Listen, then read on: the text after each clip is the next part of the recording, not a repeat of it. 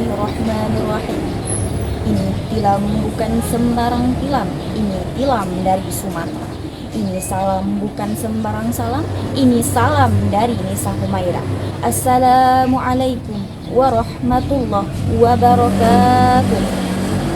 Alhamdulillahilladzi hadana lihada wa ma kunna linahtadiya laula an hadana Allah. Asyhadu an la ilaha illallah wahdahu la syarikalah wa asyhadu anna Muhammadan abduhu wa rasuluh la nabiyya ba'da. Pertama-tama dan yang paling utama, marilah sama-sama kita panjatkan puji beserta syukur kehadirat Allah yang Maha Ghafur, yang nikmatnya takkan pernah terukur, supaya kita bahagia di dunia sampai alam kubur.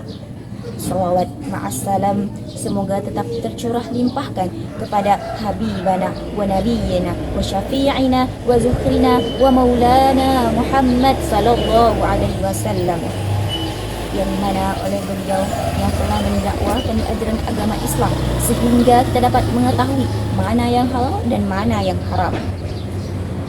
Yang saya hormati Ibu Nuriana SPD MPD selaku dosen pengampu mata kuliah keterampilan berbicara. Dan saya ucapkan terima kasih pada para hadirin sekalian yang telah berhadir di tempat yang sederhana ini. Hadirin sekalian, seiring berjalannya waktu, kehidupan semakin maju. Yang lalu biarlah berlalu, sedangkan yang baru adalah yang bermutu. Tak mau tahu apakah itu sunnah Rasulmu ataukah pedoman hidup dan matimu. Inilah ideologi yang sedang merambat, merayap, meresap ke urat-urat generasi Islam di zaman yang mendekati akhir ini. Sehingga dampak negatif dari cara hidup yang demikian sangatlah berpengaruh bagi langgengnya tata Islam di zaman yang mendekati akhir ini. Salah satu dampak negatif dari hal tersebut yang sangat kentara adalah terjadinya erosi rasa persaudaraan di pantai umat Islam. Karena demikian yang terjadi, judul pidato pada kesempatan kali ini adalah persaudaraan hilang, Islam pun lengkap.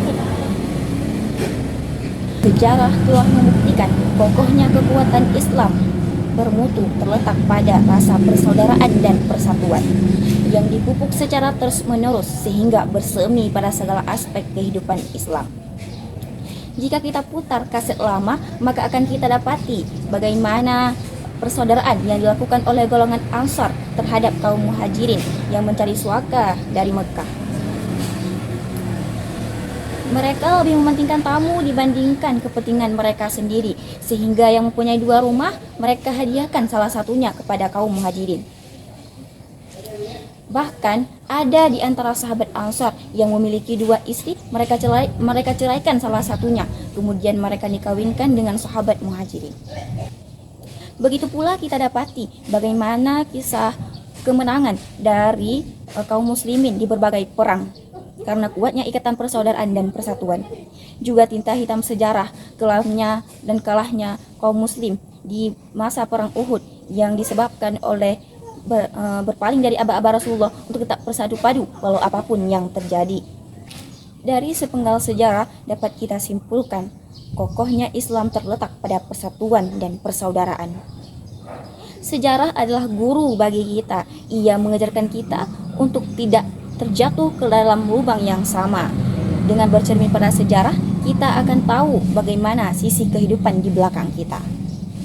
Tapi mengapa sejarah hanya dianggap sebagai barang bekas yang harus didaur ulang? Mengapa sejarah hanya dijadikan riset yang kemudian diotak-atik agar sesuai dengan zamannya? Saudaraku sekalian, bayangkan bagaimana kehidupan persaudaraan Islam di zaman yang sekarang. Betapa banyak para pengemis di jalanan tergadah tangan. Berapa banyak angka kemiskinan di tahun 2025. Kemanakah mereka yang kaya raya? Apakah mereka telah ditelan oleh kemewahan harta? Ataukah pula harta dan jabatan telah mengaburkan pandangan mereka, sehingga mereka yang miskin menatap hampa dan putus asa?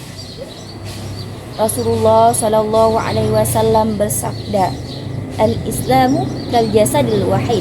Islam itu laksana tubuh yang satu. Pikirkan bagaimana interaksi antara satu anggota dengan anggota yang lainnya.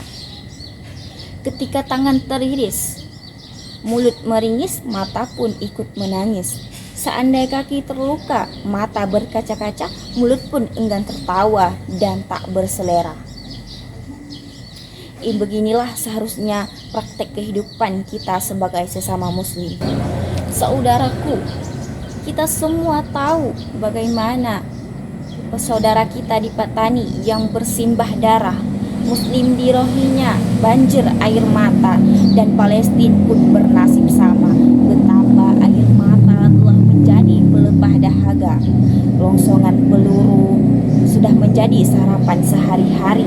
Dentuman senjata adalah pengganti azan subuh. Wanginya zaitun telah berubah menjadi bau amis darah yang menyengat. Para wanita dilecehkan, dihina, dan dinista, sedangkan pria dibuat tak bernyawa. Adapun bayi-bayi yang tak berdosa dibuang ke tempat sampah. Jangan terbayang akan pertolongan dan uluran tangan, karena itu hanya angan-angan yang tak kesampaian.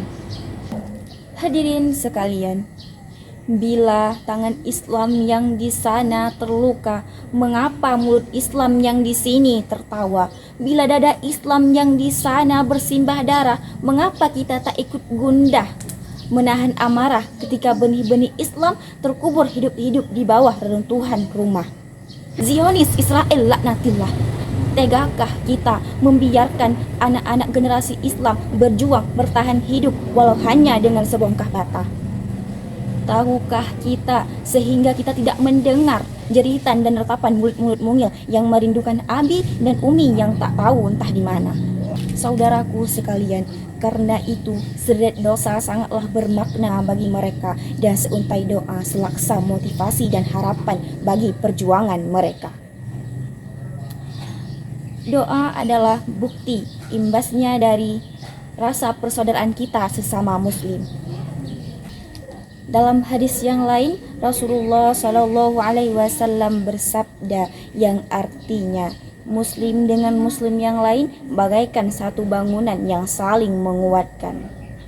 Suka duka, air mata, gelak tawa, dan aliran darah menyatu dalam gelombang persaudaraan. Di sini saat ini tak ada lagi aku dan kau. Kita bersatu membaur menjadi bebatuan dan pasir semen yang membentuk tiang bangunan yang kokoh. Hadirin sekalian, kesimpulan dari pidato saya adalah, ingatlah wahai saudaraku, Islam berada di ujung tanduk, Islam berada di ambang kehancuran. Oleh karena itu, kejayaan dan kebangkitan Islam kembali terletak pada kita dengan berdasarkan persaudaraan dan persatuan yang kita bina. Hanya ini yang dapat saya sampaikan. Jika ada kesalahan, saya mohon maaf yang sebesar-besarnya. Wabillahi taufik wal hidayah. Wassalamualaikum warahmatullahi wabarakatuh.